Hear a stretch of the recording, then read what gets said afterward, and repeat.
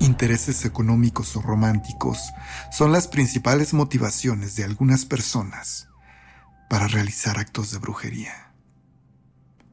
Bienvenidos a todos a un episodio más de Historias de Terror, un episodio más de Gritos en la Noche.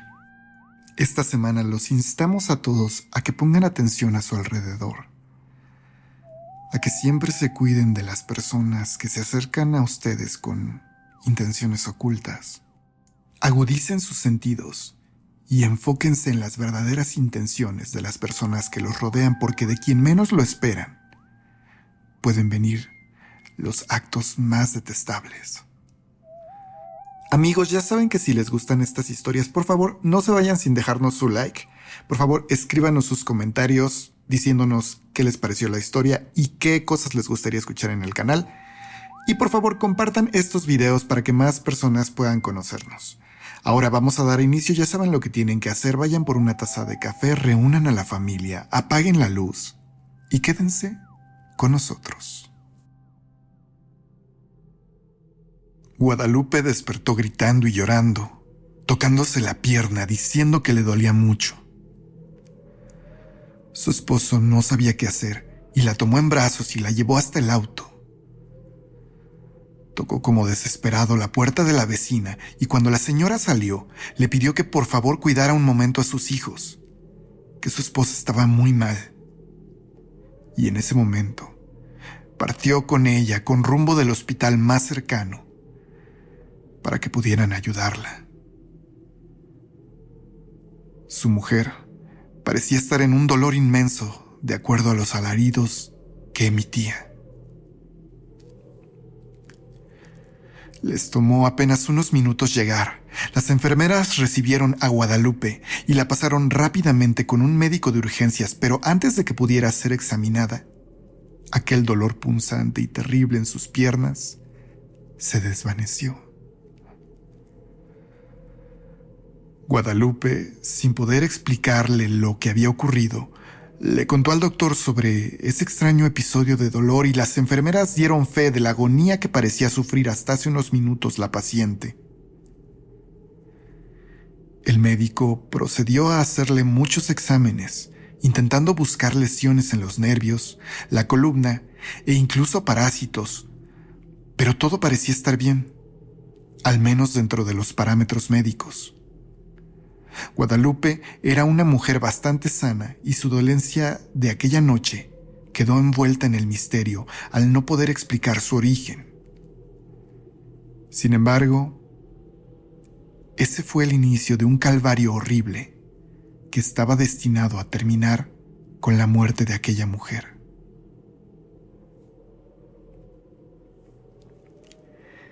Ese era el clásico inicio de aquella historia que solía contar mi abuela.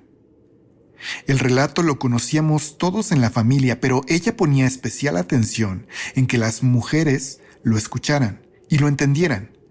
Y es que según ella, como mujeres, uno de los mayores peligros que corres es caer presa de las envidias y los celos. Así que instaba a mis hermanas y primas a abrir los ojos y poner atención a todos los detalles a su alrededor y a todas las personas y sus comportamientos. Guadalupe era prima de mi abuela. Ambas se criaron juntas en un pueblo de San Luis Potosí, de donde eran originarias.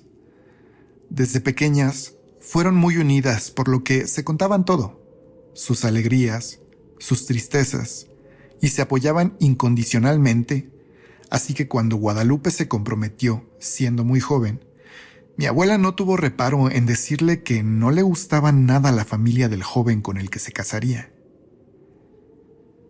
Mi abuela dice que las hermanas y la madre de aquel muchacho eran particularmente conflictivas.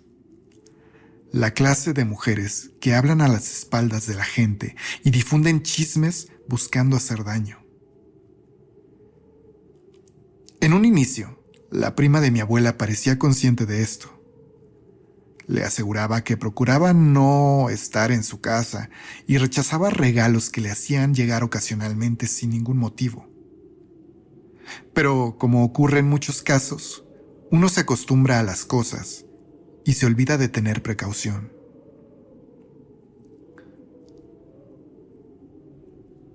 Pese a todo, Guadalupe terminó casándose con aquel joven, y era verdad, su suegra y cuñadas parecían no quererla demasiado, pero se mantenían al margen de su relación y no se entrometían ni para bien ni para mal.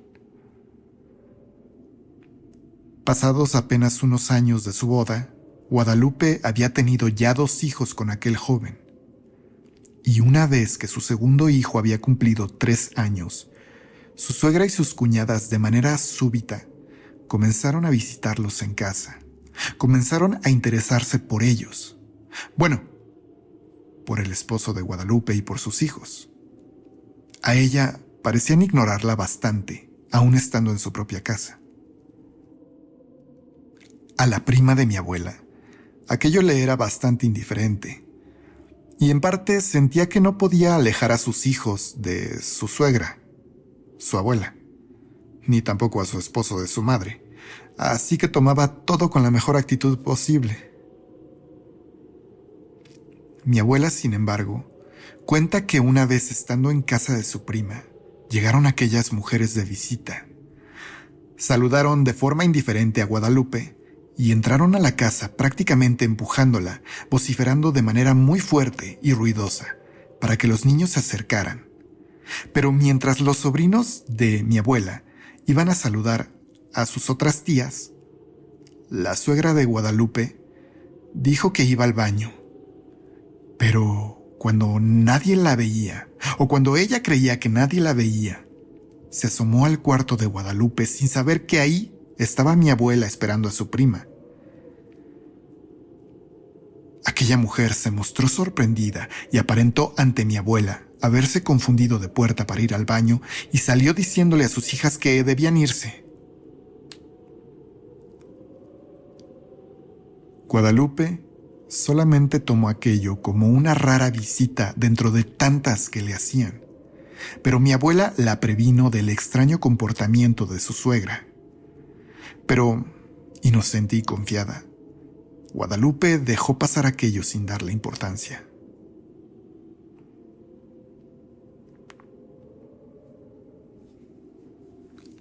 Al día siguiente del extraño suceso, cuando aquel dolor de piernas aquejó a Guadalupe, su suegra la visitó preocupada y le llevó unos tamalitos que la prima de mi abuela comió agradecida, pensando que esa era la puerta para mejorar la relación entre ella y su familia política.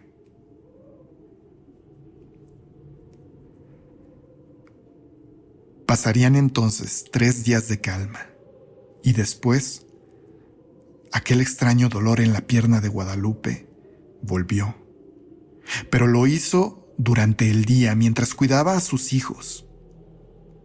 La terrible dolencia le hizo incluso caer al piso y, sin embargo, tras unos minutos nuevamente desapareció.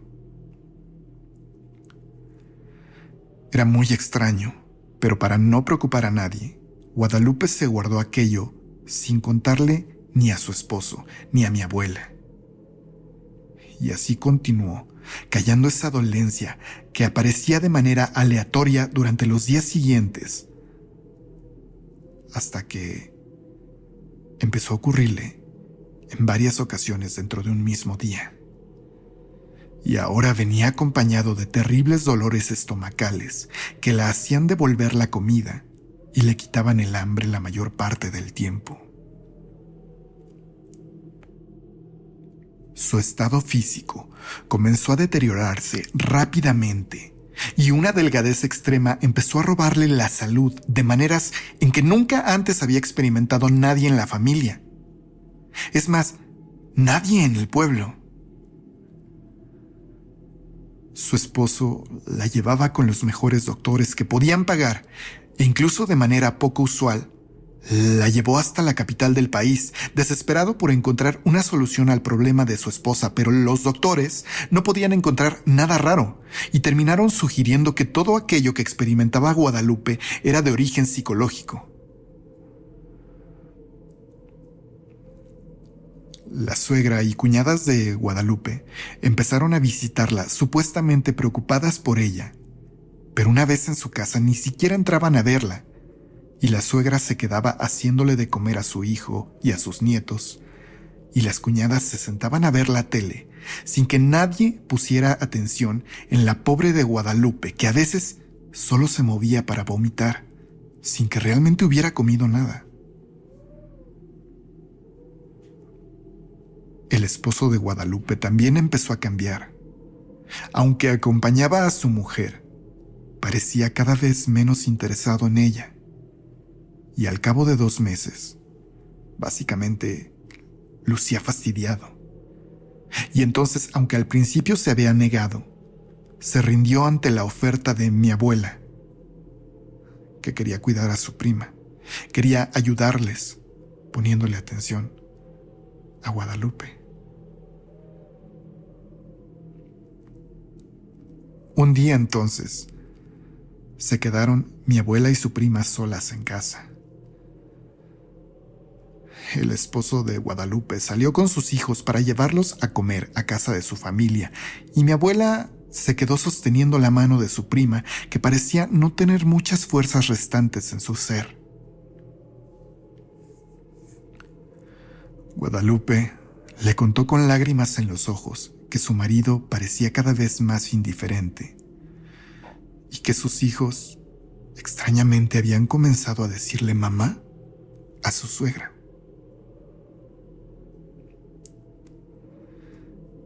Ay, prima, has de ser tú la única que no sabe lo que pasa. Pero junta todas tus fuerzas. Te vamos a curar mañana, te vamos a curar. Nada más aguanta un poco, le dijo mi abuela. Al día siguiente, el esposo de Guadalupe tenía que hacer un viaje de negocios a Zacatecas. Los niños los sacó de su casa y los fue a llevar a casa de su madre. Y Lupita quedó encargada con mi abuela, sin darle más instrucciones ni nada. Entonces, viendo a su prima convaleciente, mi abuela se sentó junto a ella y la vio gritar. La vio llorar con los alaridos de dolor que salían desde lo más profundo de su ser, tocándose sus huesudas piernas y vomitando un líquido viscoso y oscuro.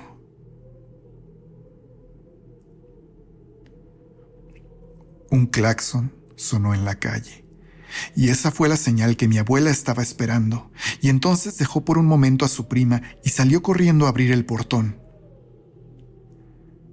Con ella entraron 2 jóvenes que ayudaban en la iglesia, y en una camilla prestada por el dispensario sacaron a Guadalupe y la llevaron por varias cuadras hasta la casa de mi abuela y la metieron a un cuarto hasta el fondo, muy cerca de una enorme higuera. Guadalupe parecía tener muy pocas fuerzas, y en esta situación el tiempo era ya apremiante.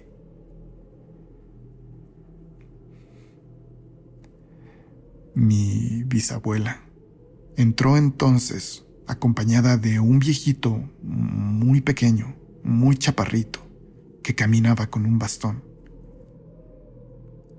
Aquel hombre se acercó a mi abuela para preguntarle cómo se encontraba su prima, y después de que ella, al borde del llanto, le resumiera todo el deterioro médico de Guadalupe, este hombre la tomó de la mano y le aseguró que ya todo iba a estar bien. Vamos a ver, Lupita, ¿qué te comiste? Y apresurándose a contestar, mi abuela le dijo a aquel anciano que su prima no había podido comer nada en varios días, más allá de unas cuantas cucharadas de atole de maíz. No, mija, no me refiero a lo que comió hoy tu prima, sino a algo que le llevaron hace tiempo. Lo que esta criatura trae adentro, nomás se lo pudieron dar en pan de agua o tamales, porque las hierbas que usaron se infusionan en el agua y se combinan con el alimento. Por eso no puede comer la pobre. La abuela dice que aquel hombre sacó de una bolsa de mandado un puñado de hierbas y le pidió que en ese momento le preparara un té a su prima. Y una vez que estuvo listo, se lo dieron a beber. Y Lupita empezó a vomitar una gran cantidad de líquido negruzco con trozos de hierbas. Parecía incluso imposible que lo que estaba sacando de su estómago fuera tanta cantidad. Después de todo, ella no había comido bien en mucho tiempo. Al terminar de devolver el estómago, Lupita cayó dormida casi como por arte de magia. El anciano entonces le advirtió a mi abuela que su prima muy probablemente no despertaría hasta el día siguiente, pero que debían estar preparados con comida, porque el hambre le iba a llegar de manera súbita, siendo este el resultado de su cuerpo tratando de aferrarse a la vida. Le dijo también a mi abuela que en ese mismo momento debía ir ella a la casa de su prima y rascar todas las macetas, porque en una la habían enterrado y le habían puesto clavos en sus piernas. Le advirtió claro que nada de lo que hallara debía tomarlo con las manos o el mal podía pasársele a ella. Mi abuela, dejando a su prima al cuidado de su madre y de aquel señor, corrió entonces hasta la casa de Guadalupe, donde, sin tener que esforzarse demasiado, rascó un macetón en la entrada. La tierra parecía estar muy suelta, y al removerla, notó que estaba inusualmente llena de lombrices.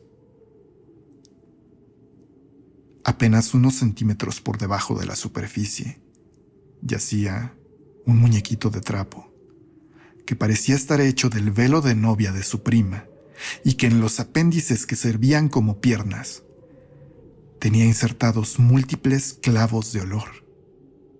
Ayudándose de cartones y periódico, mi abuela tomó aquella figura sin tocarla directamente y regresó a casa con su hallazgo. Y al mostrárselo a aquel hombre, éste le pidió que lo quemaran con alcohol de caña. Y las cenizas debía recogerlas e irlas a enterrar en los cimientos de la iglesia. Antes de retirarse, aquel anciano le dijo que no se preocupara, que todo iba a estar bien, pero que esas energías que dañaron a Lupita no era posible neutralizarlas. El curso natural de esos males es volver con quienes los conjuraron, rebotándoles el daño en maneras devastadoras.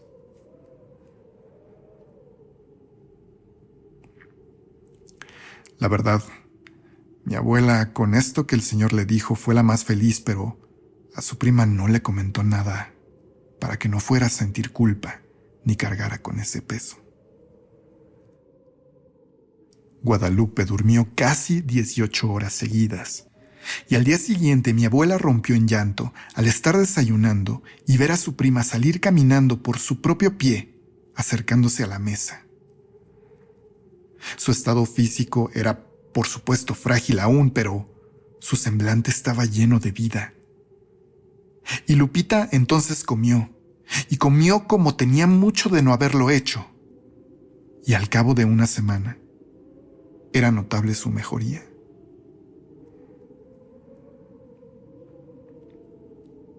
Justo 7 días después, su marido volvió, y todo parecía estar mejor. Incluso él había cambiado. Sus hijos también parecían estar felices con ella de nuevo. Jorge, como se llamaba su marido, le comentó, sin embargo, preocupado, que al recoger a sus hijos no había podido ver a su madre porque sus hermanas le habían dicho que se encontraba mal de salud. Según ellas, aquella señora había pisado un clavo y esto le había provocado una infección, pero que no se preocupara porque ya la estaba atendiendo un médico. Y no. Con el paso de los días, la suegra de Guadalupe no mejoró. Al contrario. De hecho, en poco tiempo, debieron cortarle la pierna para salvarle la vida. Pero entre depresión y enojo, murió apenas un año después, tras presenciar cómo ambas de sus hijas desarrollaron cánceres horribles en diferentes partes del tracto digestivo. Jorge, por su parte, aunque parecía no recordar mucho de lo sucedido, perdió la vista de un ojo sin razón alguna. Aunque, a decir de mi abuela, seguramente fue por no haber sido capaz de ver lo que su propia familia hacía con su esposa. Por eso es importante estar atentos a las personas. Nosotros podemos tener las mejores intenciones, pero hay mucha gente allá afuera tratando de hacernos daño. Quizá incluso mucho más cerca de lo que imaginamos.